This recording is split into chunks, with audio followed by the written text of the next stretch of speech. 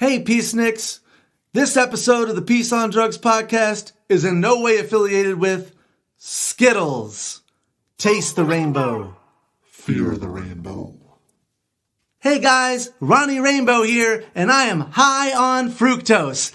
And you could get high with me if everyone would just taste the rainbow. Hey, Ronnie. Hey everyone, it's Rosie Rainbow. Not now.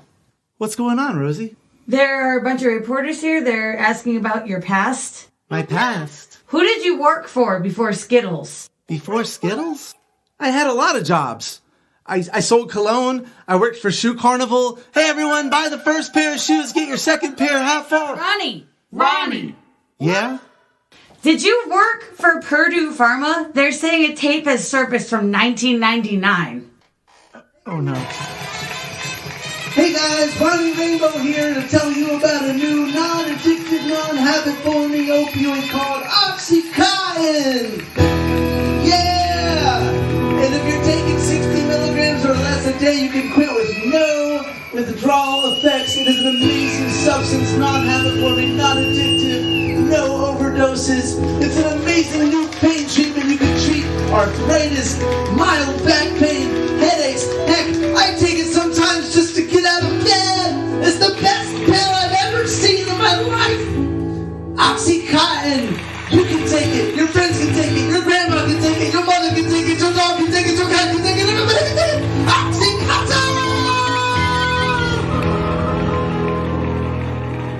Where are you going? Tell them I'm not home.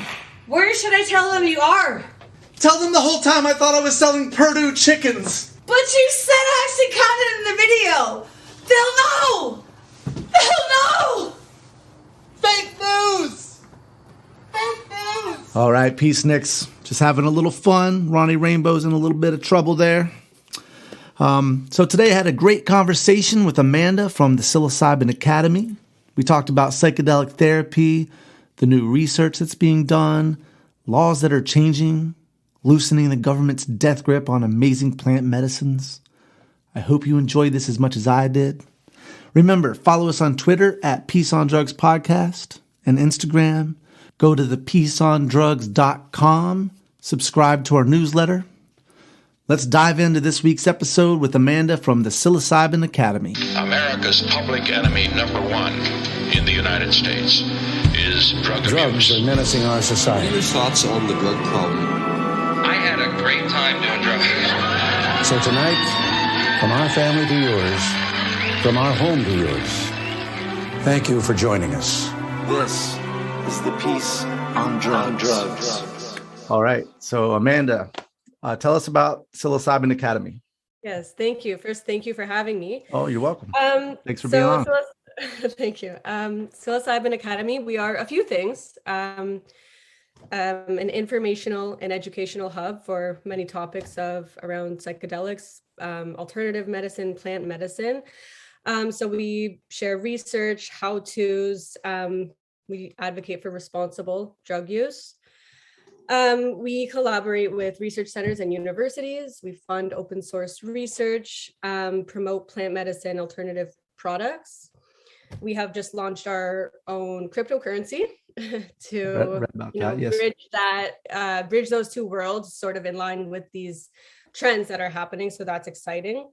We have our own clothing line, hosting pop-up yoga, drug-infused yoga sessions. Really? And in future, we hope to, we're curating our own drugs, psychedelic and not psychedelic. And we hope to grow our own magic mushrooms and do our own research on them. So for the therapeutic benefits of them. Very cool. And so the cryptocurrency that you just launched is called Psilocoin. Is that how we say it? Psilocoin? Yes, Psilocoin, yeah. And so I was wondering what the gap is. It said it was, let's say here, fills the gap financially in experimental markets. So is the gap due to legal issues with banks that use traditional currencies, or is it more just underfunded or big pharma pushback? What's causing the gap in Yeah. funding? Yeah, I think a bit of everything you just mentioned, and that's sort of the way that some of the trends are going right now, just to get around the barriers that are existing in place for psychedelic access and use. Like, I'm in Canada, it's a bit different where I am than in America, but I think it's just one of the methods, one of the ways, we are finding to increase the accessibility of people getting these substances, because right now it's quite limited still. It's more accessible here in Canada, but I think it's just the way things are going right now as a form of accessibility, and Gotcha. And the coin's helping to fund some of these things. Yes, exactly. So I have a question about Canada. So in the US, we don't have any psilocybin centers. Well, not in Florida where I live. I know that Denver is supposed to be opening up some, I believe Portland, and I think even Washington, D.C. But for the most part, this is all new. It's not really, they're working on it. I think California is working on a bill with the wording, trying to figure out how to do it. But are there centers in Canada where you can actually go and do psilocybin sessions right now? We're like right in the midst of things just opening up. I believe in Calgary there is one. It's still it's definitely still in its infancy phases of there being places where you can go do this. But I believe in research centers and universities, it's being done in very controlled environments. Like there are clinical trials being conducted in, Johns Hopkins and NYU, for example. So in those settings, I do believe it's happening, but I think we're in that early phases still where a lot of the therapists are being trained for this role, right? Because it's so new. And so, I think that's in really small pockets, it's happening. Same within America. I mean, in South America too, some places in Europe as well. But again, I think we're in that really early stages. Like just this past year, psilocybin was decriminalized in multiple states, right?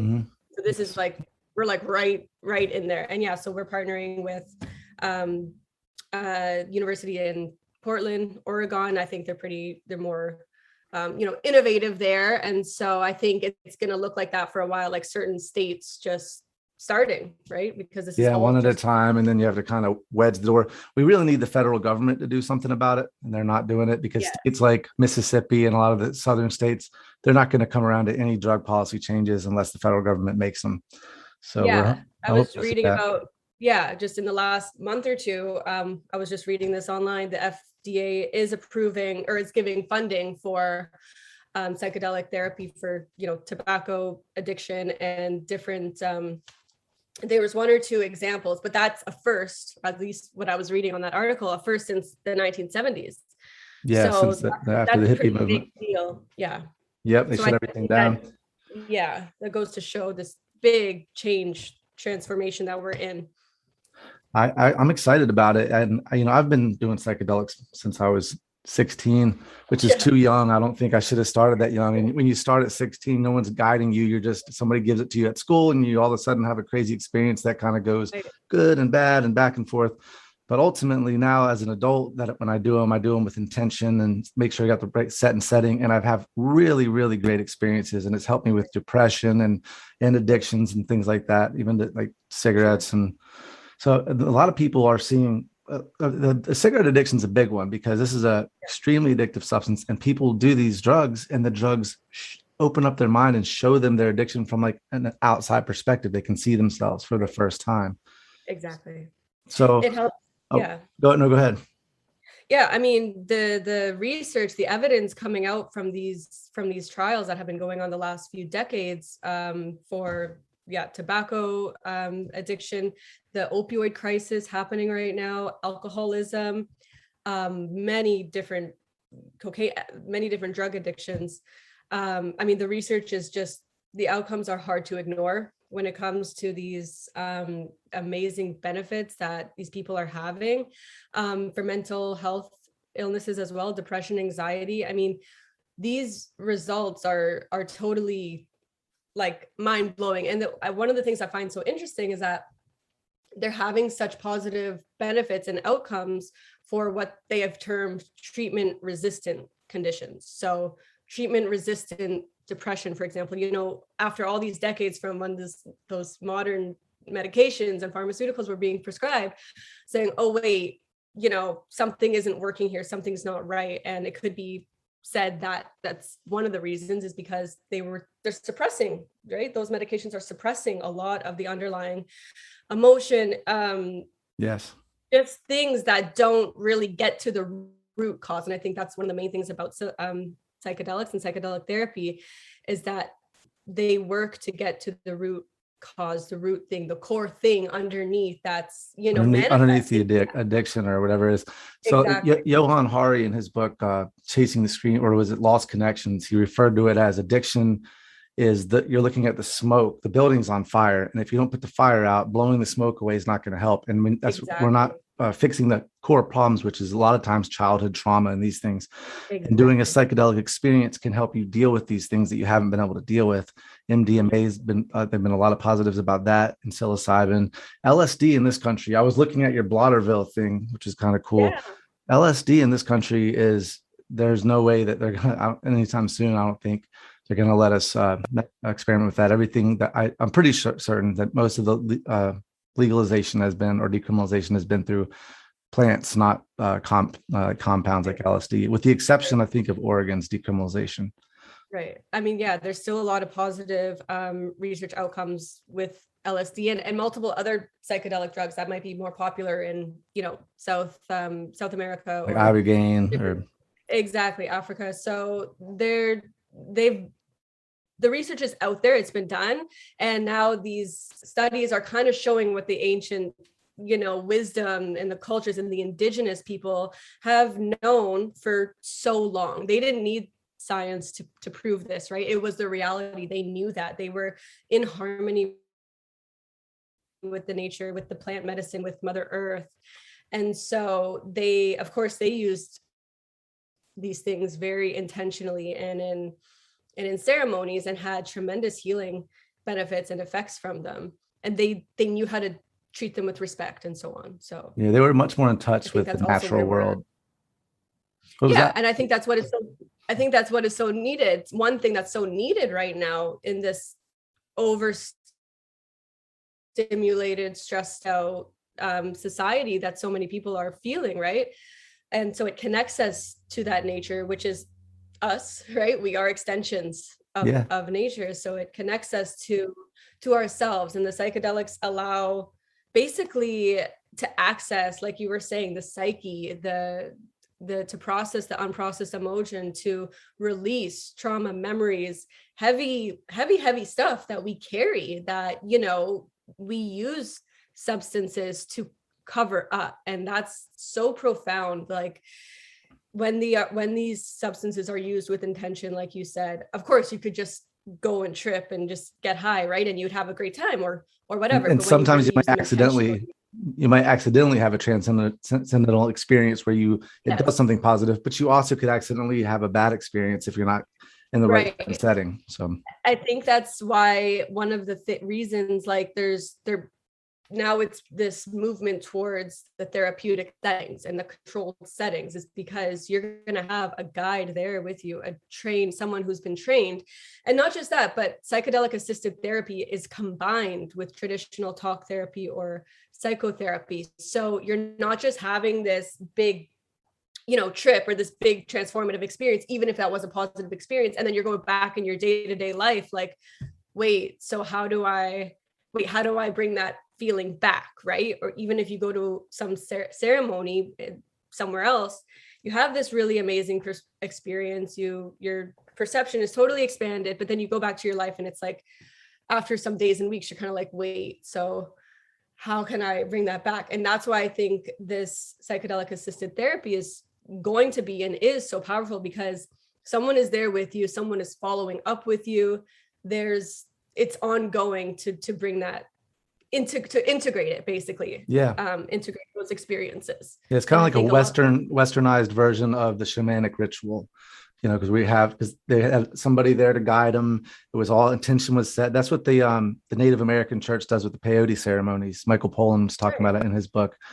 And he said that it was always done for a reason, like a rite of passage, or someone was going off into the military. So there was a reason to do it. They would all get together and do it together and set intentions. And it wasn't like a party experience like some of our culture has done. Right. But yeah, so Yeah. I have a question. One thing I'm concerned about, because we talked about how it can help addiction and help mental health. And I think it's such a powerful experience that can be so, I mean, because like you said, you brought up the opioid crisis. We had 93,000 overdose deaths in the US last year, about 70,000 related to opioids, most of them fentanyl. And I just did a whole special about that. That's because there's a lot there. But if these mushrooms and these things can help people, like we have ketamine clinics here. That's the only thing we have, but they offer addiction recovery. But they're $4,000 and you have to pay cash. So how many addicts are going to be helped when you have to have $4,000 cash? Your insurance won't pay for it. And I'm worried that this is going to happen with psilocybin, at least at first. It's going to be a very elitist kind of therapy. Right. So it's just adding another barrier for people who need help the most. Right. People that can afford $4,000, a lot of them aren't in the place that need the help. Most addicts don't have $4,000. For sure, 100%. And that's a systemic problem, right? That's going to need to be for sure addressed, and different ways. That's what I mean. I think we're so early in these stages of like how this is going to work, but that's a great point you bring up. I mean, there needs to be alternatives that are more affordable and accessible for people who need it the most. Otherwise, the problem won't really get resolved. Exactly. So I think that's something we need to, as we move forward with everything, we need to try to push for accessibility with these therapies, because they're very important therapies, and they don't, we need to. Yeah, I was reading 100%. I was reading like there are many therapists and people in who would be appropriate for this role currently being trained exactly for these purposes. So hopefully, I mean, because we need the people, right? And because it's so new, the credentials are sort of, still up in the air. So I think that's all happening very, very slowly. Yeah, I think we're in the works. Very cool. So how did you get involved? What brought you into the Psilocybin Academy? I'm a researcher that's what I went to school for, university and my postgrad. So I like research. I like analyzing what's out there, bringing together, synthesizing what's there. And I like psychedelics. And I, as a truth seeker myself, and how I've used psychedelics over the years and how I've used them, the way I've used them has changed. Like you were saying, like, when I was younger, you don't really know the whole spectrum of what you're really doing. So yeah, there would be some bad trips here and there, but as I, progressed on my path and started using them with intention, I had really profound experiences. And I know that they connect us to the inner divinity that's there, the nature that's there.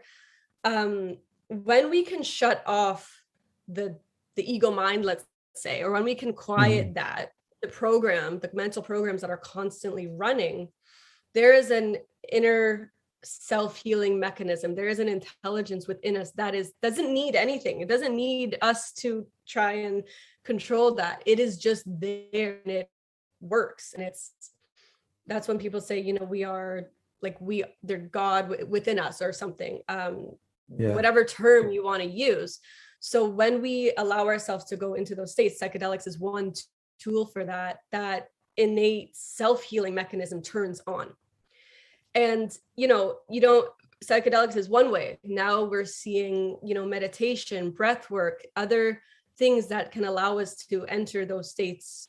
There are many ways. And now I think, we're at that stage where things like yoga, meditation, breath work are becoming accepted in the culture, right? So I think collectively, we are ready for this expansion of consciousness. And especially, with the lockdowns, people have had that chance to go inside and to really go, okay, wait, how much do I really know? How much do I really know my mind? And what getting just different relationship with the self and the body mind connection and so on. So yeah, I had some really profound experiences, and I was looking for work. And I just reached out just intuitively to two psychedelic psilocybin accounts on Twitter, and it just worked out. I just reached out offering, and yeah, it really worked out. Very cool. Really cool job. I Yeah, what you were saying about people going into other things like yoga, meditation, there's other ways to us reach these places. I think it's cool because if people start with psychedelics, they go to they can go to a place and do the psychedelics. That's a good place to start to learn how to use, your tools of your mind. But then to continue it going, you can, get into yoga and meditation for long-term positive effects. And you kind of learn through psychedelics how to get better at things like meditation. And I've gotten way more into meditation. Actually, I even have an app on the Oculus that's called Trip, and it's like a kaleidoscope in front of you. And so it's almost like a psychedelic experience. And I do it every morning and go into the kaleidoscope and get that feeling throughout your body, the energy that flows through you. And that's such an important way to feel, because we stop the incessant flow of that voice that just is saying, you're not doing this right. You're not doing that right. Yeah. And you're always stuck in the past, worried about things that happened in the past and worried about what's going to happen in the future. You're never right here. Psychedelics have a way to just pull you right into this moment. Right. Present. Yeah. And that's one of the things. Sorry, go ahead. Oh, no, that's it.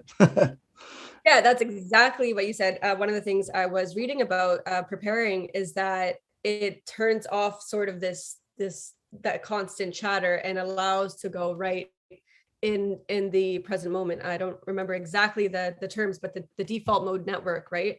It allows us to quiet down that subconscious, that ego mind that's constantly running, and it actually allows to penetrate the central nervous system.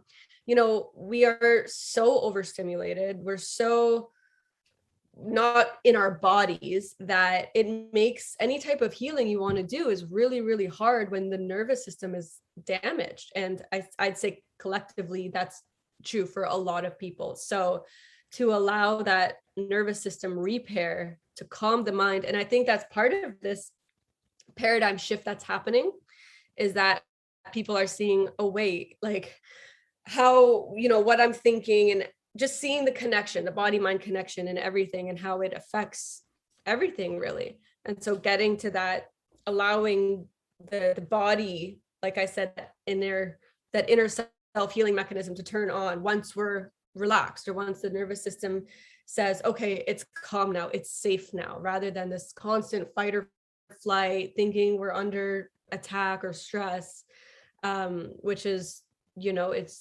it's pretty damaging, especially over time. Definitely. That's the one. We've evolved to have these mechanisms for survival, and we now live in a world that we don't need them. But so if someone cuts you off in traffic, you're like, you feel danger, your lizard brains goes, you have to do something about this, and you freak out, and none of that had to happen. You just take a breath and keep going, so we have to figure out a way to live in this modern world that we did not evolve to be in, with all these technology screens in front of us. Everything's colored, boom, boom. Advertisements are a big problem. They tell people what they're not and what they could be, and constantly people have to deal with these things. And when you take it, but for me, see, we live in Florida, so it's always beautiful outside. Well, sometimes it's super hot, but right now it's beautiful. So eating some mushrooms and going in the backyard with the fire, with the trees around us, it's just the most, getting in touch with nature, no television, the dogs. It's just a great experience being pulled into nature. It reminds me of this article or this thing that was in Johan Hari's book about, there was an accidental experiment with prisons.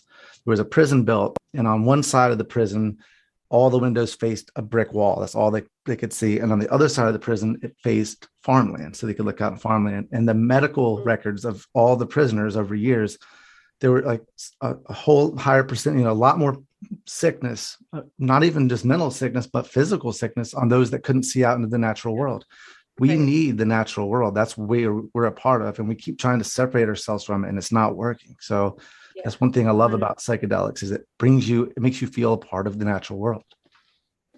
Yes, 100%. And because we are, right? Because we are, exactly. Back, in before this modern world, that's exactly how, especially back with, when it was tribal communities and things like that, we were connected, we were in tune with the cycles, the cycles of nature, the cycles of the planets, everything like that. And we knew how to thrive with the land.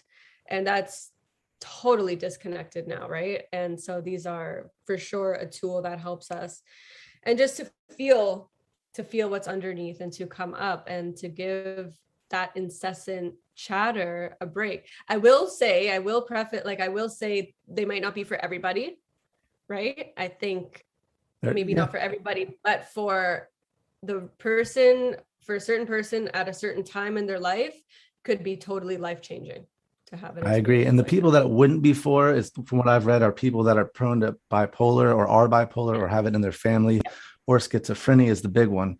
But the thing about that, the problem I have with that is, not to say if you have schizophrenia in your family and you're worried about that, 100% take the way that makes you, you feel safest. Don't do the experiments. Like if you're in Johns Hopkins, I think if you have anybody in your family with schizophrenia, they will not include you in the trials. But the thing is in the 60s, when psychedelics reached this peak of popularity, we did not see a rise in schizophrenia. It was about 1 in 100 people are schizophrenic, diagnosed schizophrenic.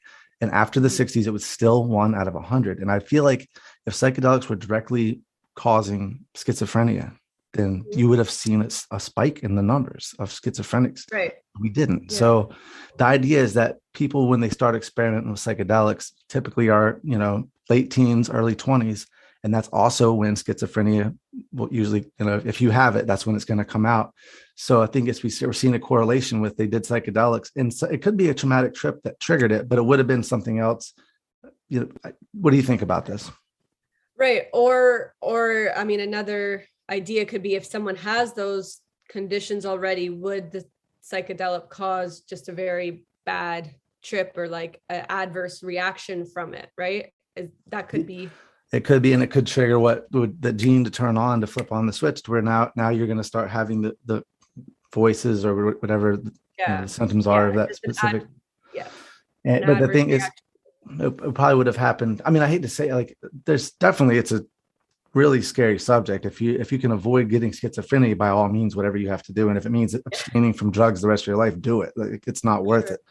But I just don't know that they're going to find, the studies are going to find that they actually are causing schizophrenia, because, like I say, when you have a certain whole group of people that do psychedelics, they have the same number of schizophrenic diagnoses as a group that doesn't. So and in research, anyway, that correlation does not, or cause, it doesn't imply, correlation doesn't prove causation, right? You can't try to make that claim at all. So I think that was part of this whole thing from the social, political, cultural pushback from the 60s and 70s, with all of these, psychedelic, they were labeled as, many things, I'm sure. There's a lot of things we could say about that time, right? Like, whoever it is, the powers that be. Well, they didn't like the anti-war movement, and didn't want people to, expand their consciousness. And let's not forget the CIA with the MK Ultra and everything. They tried to use it for mind control. That's what they wanted to. When they realized the opposite effect happened, and they're banning it. They're like, all right, you can't have it. We're not able to control you. You actually are thinking even more for yourselves. You're not even wanting to go fight in this Vietnam War. We can't have you doing this. It's like, so let's put it with Schedule 1 right beside heroin, and that's crazy. And that's exactly what is changing right now, right? With these studies coming up. That's. Well, the idea that they can ban a natural plant and that I could go to jail. I've been arrested for marijuana. It's like, how do you, like, this is a natural plant that's been here way before any of you got, any of these laws ever existed. They said that the founding fathers of our Constitution would have included the right to natural medicines, but they never thought in their wildest dreams that they would ever be outlawed. So they didn't have to include it, but the right, so I just think. Go ahead. Yeah. Whereas like the research, there was like a very intensive, systematic review of the most harmful, drug or substance out there, and across every measure, it's alcohol. Alcohol is, as like, there was a point scale. I think alcohol is 76. The next most dangerous was heroin at like 50 something, and then meth at 30. So alcohol, because they also rate it on not just how dangerous it is for you, but how dangerous it is for people around you while you're on it. Of course. And so the fact that alcohol is so normalized, and these things growing from the earth are are not, that's exactly that paradigm shift I think that we are going through right now. And Definitely are. I think people are just, waking up to that. Like, and I think we're ready. I think collectively we took these decades. I mean, society has changed so much over these last few decades. And now, especially with the slowing down, I think people are ready. And, just the expansion of consciousness that's happening, it's going to happen no matter what, just with the cosmology happening that's supporting this expansion. So psychedelics are the perfect tool for people to explore their own minds and to make their own decisions and not be sort of sucked into the narrative that's we're constantly bombarded with. Exactly. And I think that it's harder for the propaganda of the drug war to continue, especially with medical marijuana now, because a lot of the older generation that were extremely brainwashed by the propaganda are now using it medicinally and realizing that they were lied to. They can say this stuff. It's like, my grandson was arrested for this. Like, what? Yeah. So, and I think it's kind of interesting too, that a lot of this is happening through technology. We all have instant access to information. And I think it's pretty cool that Steve Jobs and, had psychedelic experience, helped him kind of create the technology. And then in Silicon Valley, you have people microdosing, creating codes. So like the psychedelics are actually working with us to create the technology that's allowing us to bring them more into the mainstream, which is really a beautiful thing that's happening.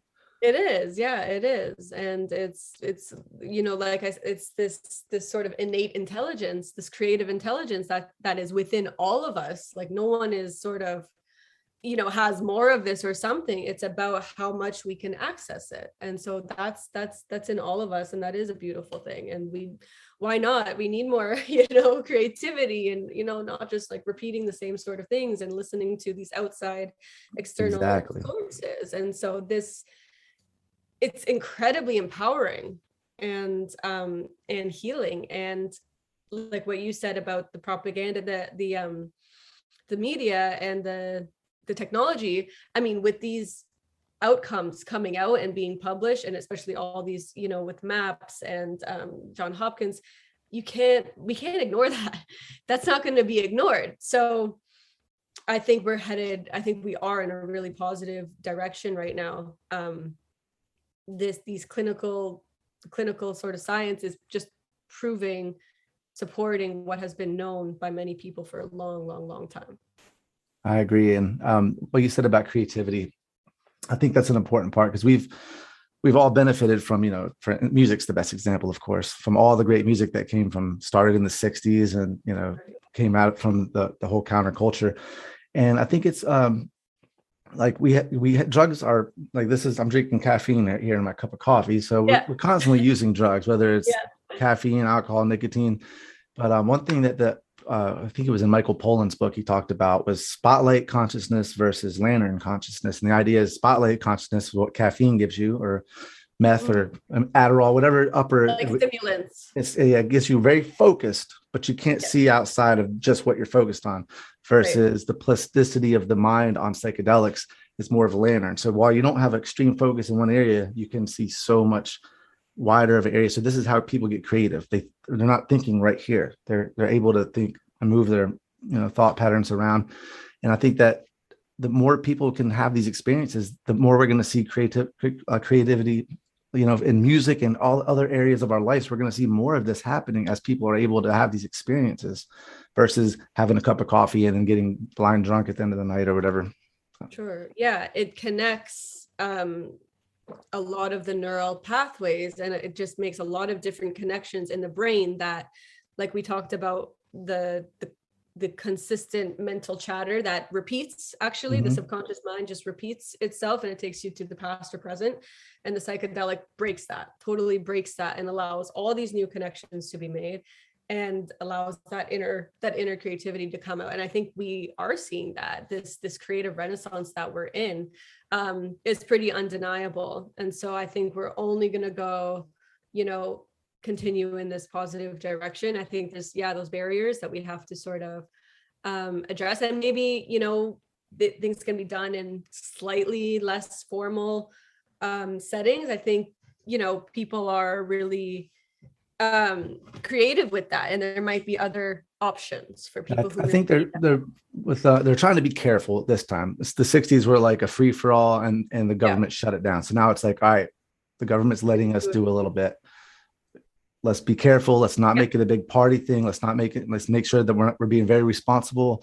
And if we do it that way, they're going to let us keep doing it. And I hate to talk. So it sounds like an Orwell novel. The government's going to let us do a little bit of, if we're careful, but that's how it is. Reality.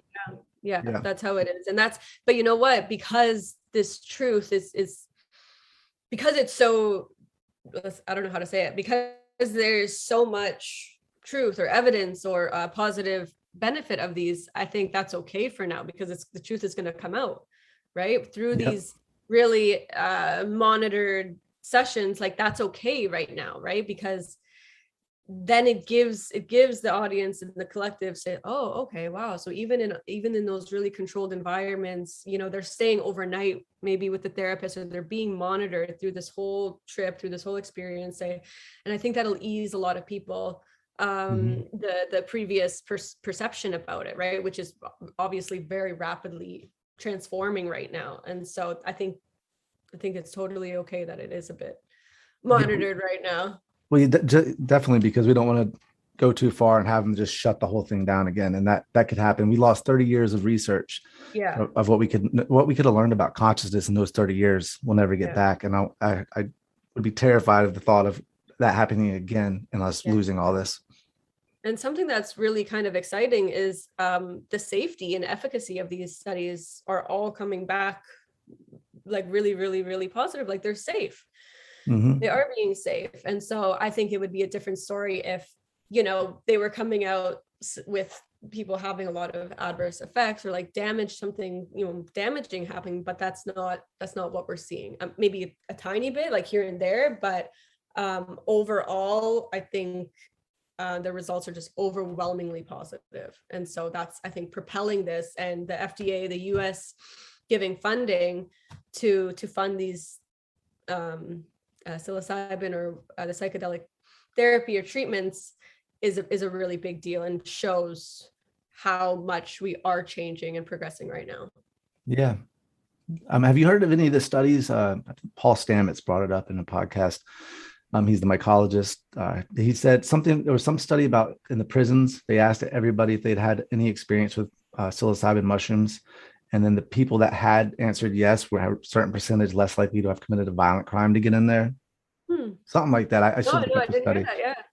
But it's interesting. I know there was a study done with people that they gave mushrooms and they gave a placebo, and after they got out of prison, and saw how many went back. But the problem was Timothy Leary, he fudged the data, and it ended up he made it look way better than it actually was. I like Timothy Leary, but I don't know that a lot of what he did not help the movement at all. Right. I don't know. Yeah. Well, I don't know the details of that, but for sure it would reduce the violence and, things like alcohol or other stimulating. It helps with empathy. So if you can improve your empathy and your understanding that it's not all you, you're connected to a world, then you're less likely to want to hurt somebody, or even so. Well, people have these experiences like, oh, I felt the oneness, or it opens up the heart too to the compassion and the love and the empathy and the relation with our world. It removes a lot of victimhood, which is I think a lot of people get kind of sucked into their own victimhood, and that just continues the cycle of the self-loathing or the doing kind of destructive behaviors that just continue, because the beliefs, everything that we think about ourselves, feel about ourselves, believe about ourselves, that's been since childhood, since the childhood conditioning. That's why the psychedelics are so powerful, because it just breaks through, kind of crashes those, what you could call, beliefs or illusions or whatever it is. Right. And that is so profound for the person who is ready for that, ready to receive that, ready to undergo that type of transformation and a rebirth, really, death and rebirth, those indigenous kind of the spiritual things that have been talked about for so long. Now it's starting to become accepted, and it is. One of the things you were talking about, it reminded me of, I can't remember who said it, but have you heard the snowy hill analogy? The idea that when we have a thought, what is it? Like the snowballing? No, it's like a like a snowy hill. Like, so imagine your consciousness has a hill, a snowy hill, and every time you have a thought, a sled goes down and creates a groove. And the more you have one thought pattern, the more you can't get out of that groove. Once you start going down that, you're going to go down. So what a psychedelic experience does is it just levels the snow.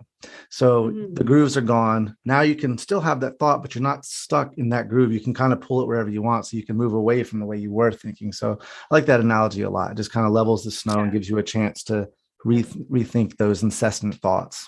Right. And we can quite literally become victims of those thoughts. Can feel like they're taking over, right? People get, if you're having anxiety or depression, like you are under these attachments or these plugs to these thoughts that really are just like overrunning. They're bombarding you. It's like, and I think that's why, when the medication started with the depression or whatever was going on in the 70s, people were so willing to try whatever it takes to get relief from that. And so it would, the medication would suppress that or so on, but it was still suppressing the root cause, the underlying thing. Exactly. So now, like all these decades later, they're still depressed, saying like, oh wait, like that didn't really improve my quality of life. It just sort of numbed something. And psychedelics is more like, no, we're going to go straight through. Yeah. And that's why the psychedelic experience can be tough. It's not always going to show you just immediate love. You're going to have to go through and deal with some hard things, but in the end, you're going to come out better. Yeah, it's really tough. And that's why I said, I don't know if it's for everybody at every stage of their lives. Right. Yeah. It's not for everybody, and it's not going to be, but for the people it does help, it's a remarkable thing. And, I wanted to ask you, because I meant to ask you earlier, but the drug infused yoga, I was curious. Have you done that? So this will be our first pop-up yoga. This is going to be happening in Portland, I believe, in next January. There's tickets on sale on our e-store. I believe it's, bring your own cannabis. And I believe, from what I understand, we will be providing amounts of psilocybin. Really? In Portland? That's in Portland, yeah. Very cool. And that's awesome. I love this idea. Mixing those two together. Yeah, to just get an even deeper and like that community sense, right? You're going to be in a room definitely. With not too many people. I think it's under 10 or so. And so there's that intimacy, there's that connection, like in a ceremony. Very cool. Well, so if people want to help the cause, one thing they can do is they can buy tickets to the event that's on your website. Yes. The e-store there, where we have there's a clothing line, the crypto there. I believe we have drug testing kits as well. For what kind of drugs? That's a good question. Just like you would just testing the substance to just see the quality, and because people are sometimes getting sold stuff that's in this country, people are getting all kinds of stuff that's not what they wanted. If you're buying heroin, it has fentanyl. If you're buying LSD, a lot of it's N-bomb and these other things. But in countries like Spain, they allow, the government actually does testing because it's decriminalized. They are seeing pure LSD, MDMA. Like 90% of the drugs there are pure because of the testing. Here, 90% of the stuff's adulterated. So you don't know. Yeah, you don't even know where it's coming from, really, and that's pretty dangerous. It's extremely dangerous, and it's just unnecessary. There's no reason. If the government doesn't want to allow legal drugs, that's one thing, but for users at a rave or at a dance party not to be able to get their drugs tested, and like Dance Safe was one of the companies here in the Electric Forest actually had Dance Safe leave, and this is the place that would test your drugs for you. If you're having a bad experience, they'd help you out. But they were asked to leave because the promoters of the organization were worried that if they were there, it would amount to them admitting that there's drug use there, or that they knew there's drug use, which makes them a violation of the Rave Act. So people died because of that. People that got adulterated drugs. It's just ridiculous. Yeah, it's totally backwards. So that's cool. So you guys have the drug test or testing kits available on your e-store. And lot of exciting sort of projects like in the works, and we'll be continuing to sort of, come up and announce and post everything. We're pretty transparent in that way.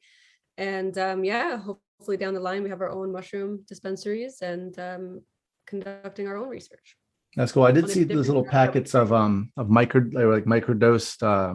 It was on one of the articles, but they were like microdose, like gummies or something. Psilocybin. Yeah.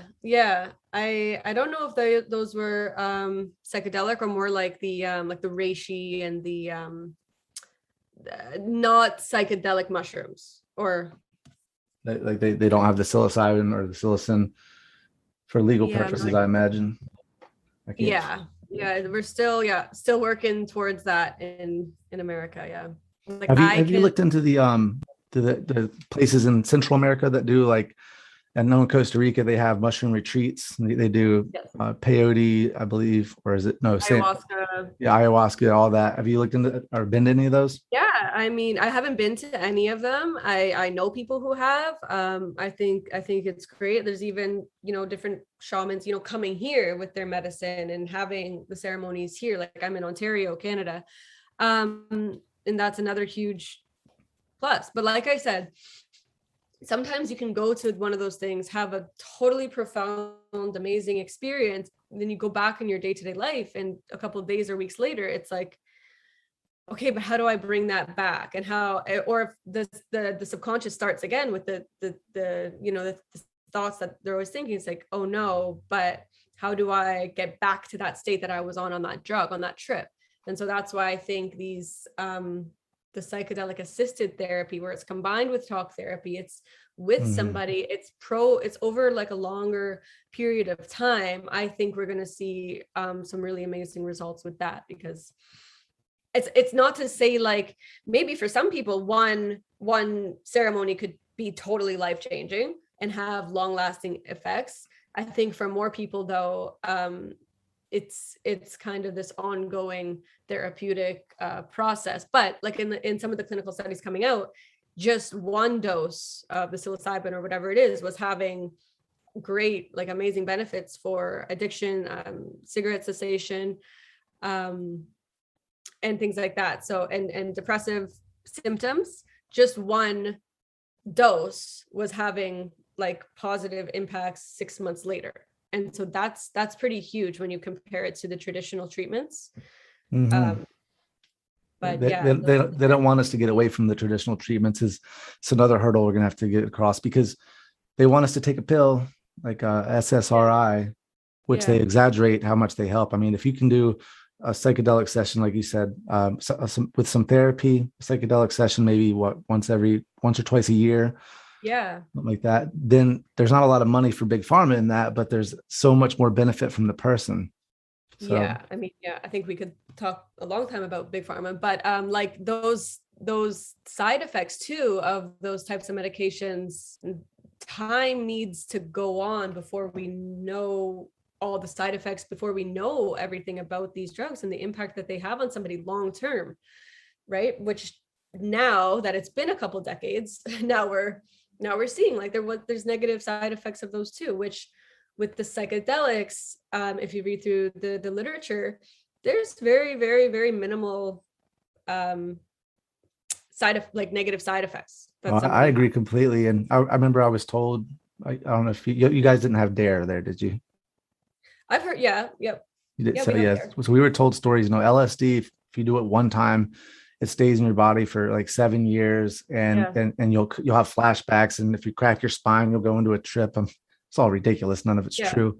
Yeah. But so and a lot of people were scared of it for that. Also, you heard stories of people jumping off bridges or staring at the sun till they go blind. And these stories, there were people that kill themselves, but there's people that kill themselves who are sober, that are depressed. I mean, there's they exaggerated these claims, but the staring at the sun till you go blind thing, that was stories that were perpetuated. Or the guy that thought he was a glass of orange juice for the rest of his life, and if he tipped over, he'd die. These are just crazy stories that, but some people still believe them. When you like, that's why LSD is such a hard sell, because of the unfortunate nickname acid. So when you go, we should legalize acid, they think you're out of your mind. Acid, like, it sounds like it's going to eat your brain away. But I've had really, really, profound experiences taking LSD, and it's unfortunate that those stories that got perpetuated are still sort of around, lingering. But again, I think that's changing, like, so dramatically right now.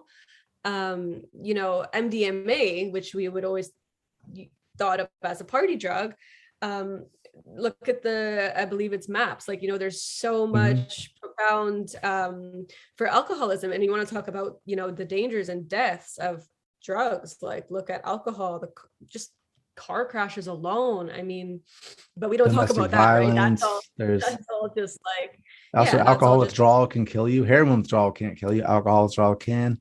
There's so many more dangerous things about alcohol. But the thing is, we learned prohibition was worse. It was like when you prohibited alcohol, it was even worse than it is when it's legal. So how do we not take that same message with more benign drugs like cannabis? Like, why? We're just not learning our lesson. I mean, I think, as part of this, I think, huge paradigm shift in also understanding, kind of, it might sound a bit out there, but like the nature of this whole existence, the nature of reality, like the getting back to nature, getting back to the natural world. We started that conversation earlier. Like, cannabis, psychedelics are coming, a lot of them are coming right from, Mother Earth. And that's our home. That's all of our home, right? And so getting that, our heads, our minds around that, I think, is dissolving a lot of the fear.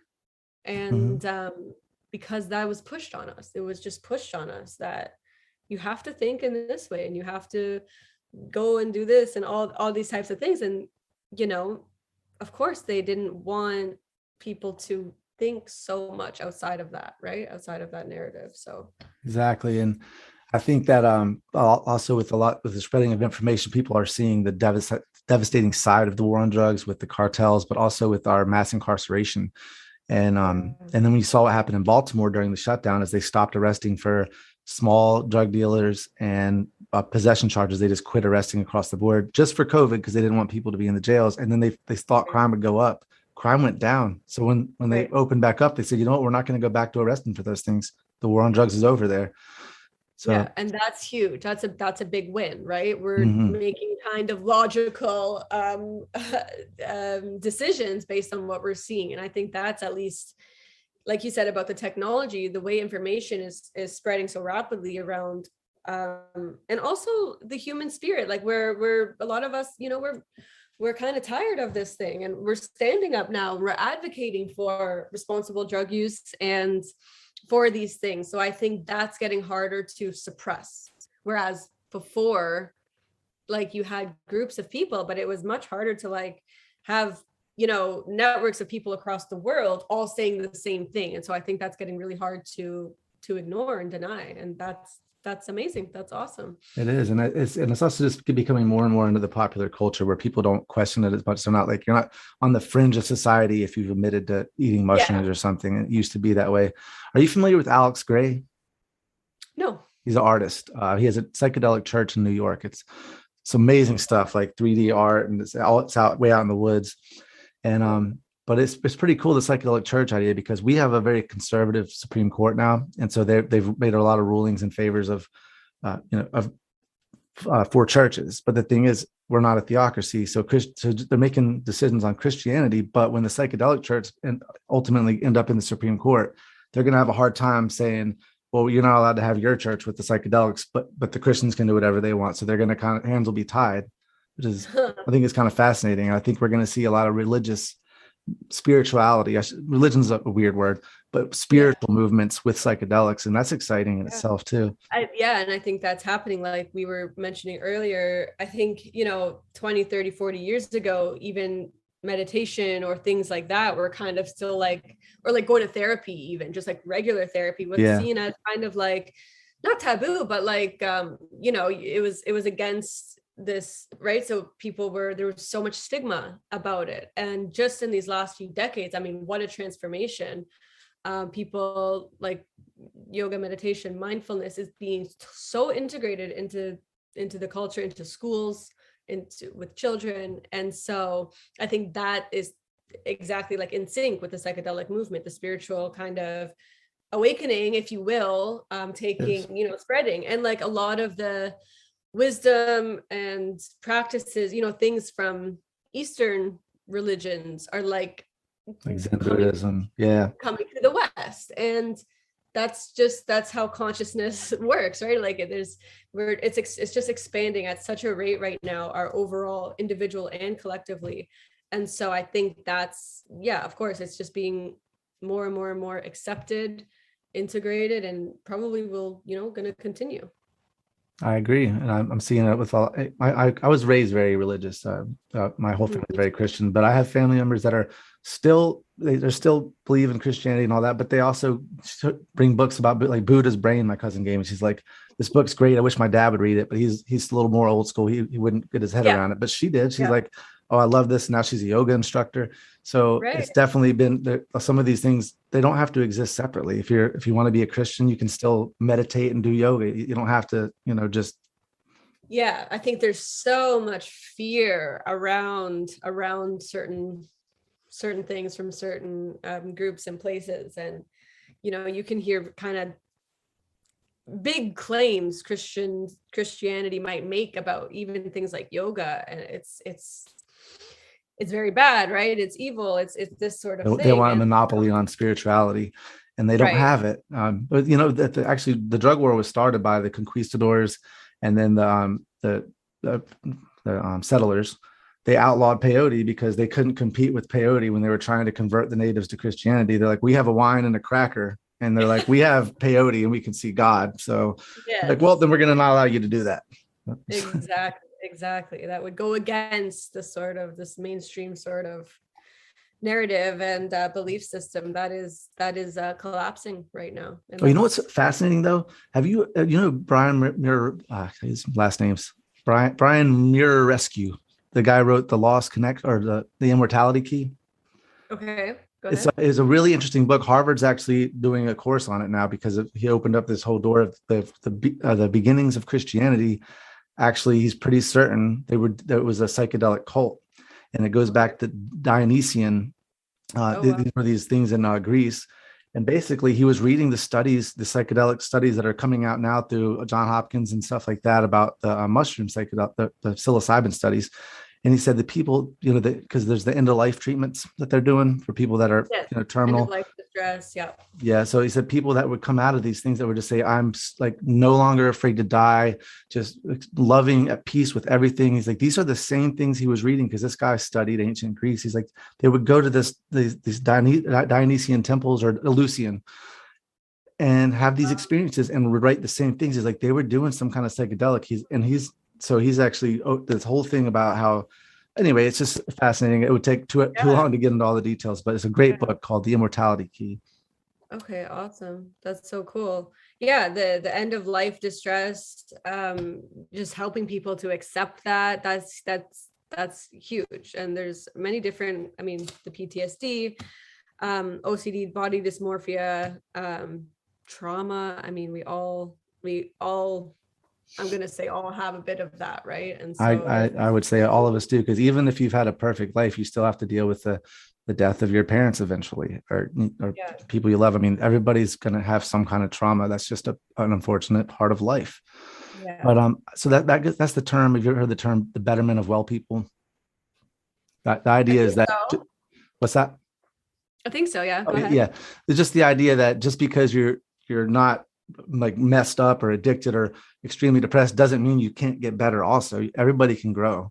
So just because I'm not, actually sick with something that, I could still benefit from psychedelics.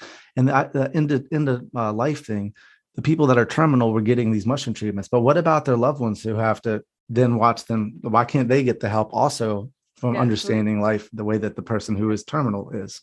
Yeah. To process that, the grief, the underlying feelings. And just for like what you were saying, the betterment of, what is it? Well people. Well people, yeah.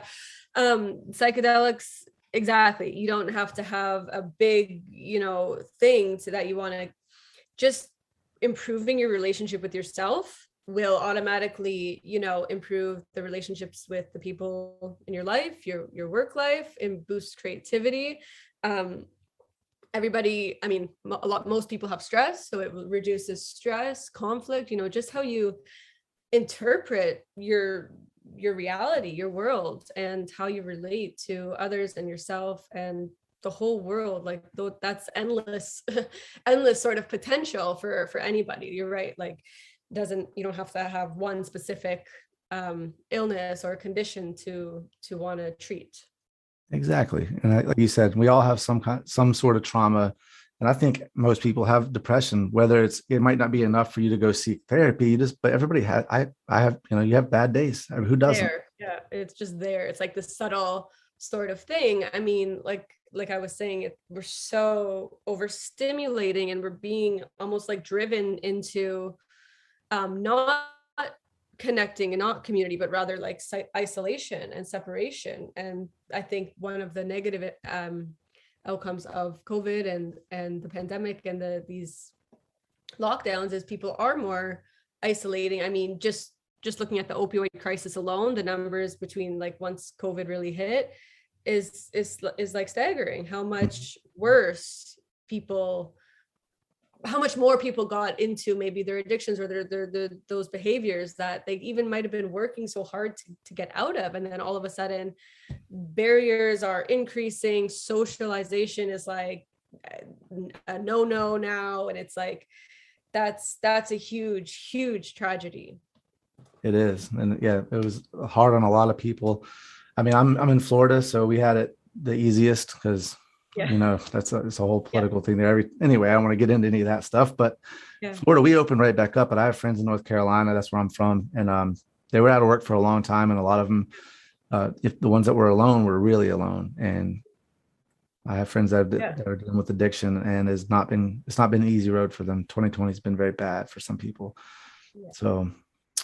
So hopefully, these kind of treatments are becoming more accessible for the people who actually need them most and can prevent deaths and overdose deaths and and depression and suicide, and also PTSD. People that have suffered trauma with war or other things, they come back, and I mean, domestic abuse and all these things can go down. We can create a healthier society if we allow people to get these therapies. And I think what you guys are doing is a great thing. I think we're moving in the right direction. Finally, you can see that war on drugs slowly ending.